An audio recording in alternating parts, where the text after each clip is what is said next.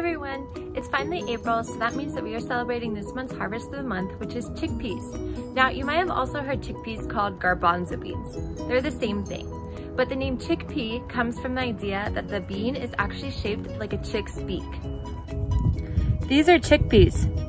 See how it might look like a chick's beak right here? Being a harvest of the month food, chickpeas are very nutritious and also grown in Montana. But chickpeas are also the cousin of one of our other harvest of the month foods. Do you have any guesses as to what it is? That's right, lentils. Lentils and chickpeas are part of the legume plant family. And farmers might choose to plant these on their farms because of some special powers that they have.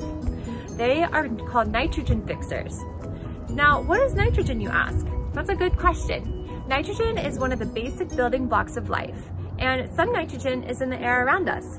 And nitrogen fixing plants, they take the nitrogen that's in the air and through their leaves, they suck up the nitrogen down to the roots, where with the help of good bacteria, the nitrogen is then transformed into nutrients for plants. That way, farmers can continue to have healthy soils to grow plants that you and I eat. Now, Montana is the #1 producer of chickpeas in all of the United States. Farmers here produce about 35% of all chickpeas grown. That's pretty cool. Gardeners can also plant chickpeas in their garden beds as well. It's still a little too cold to be planting chickpeas directly into our garden beds or on our farms right now. But chickpeas do take a long time to grow, so it's a good idea to get them started inside before you take them out to your garden. So I have a container right here with some holes in the bottom so water can drain out that I'm gonna plant some chickpeas in so I can transfer them into my garden beds later this summer. So I filled up my container with some soil. And now I'm gonna plant the chickpeas in there. Chickpeas like to be a little bit deep in the soil, about an inch. So I'm just gonna use my finger to estimate an inch into the soil. You can use your finger or a ruler. So it's about an inch. And then we'll just place the chickpeas in these holes right here.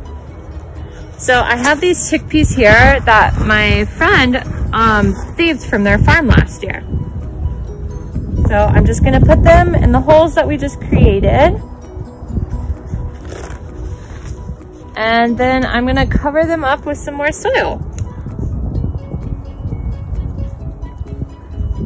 And after that, I am gonna water them.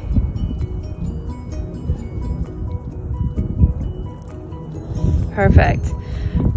And we use this container that has holes in the bottom, so that way the water can drain out if there's too much water in them.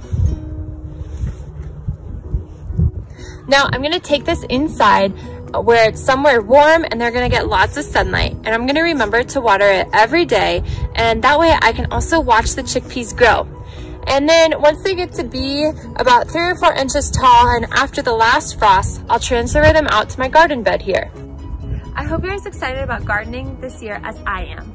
Celebrate chickpeas with us all month long and be sure to tell everyone you know about the superpowers of chickpeas.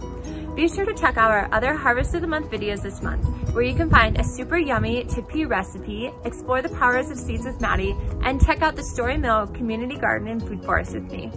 See you later!